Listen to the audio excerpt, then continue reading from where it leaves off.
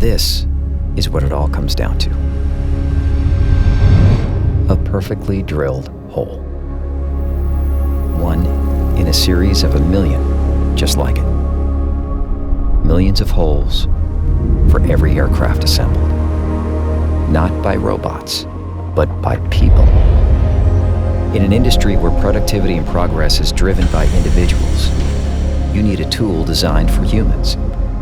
A drill created to make its user more flexible, more precise, and more mobile.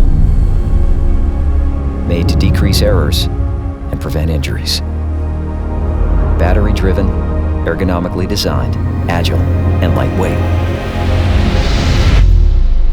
Because in the end, it's not about how fast our tool can drill a single hole.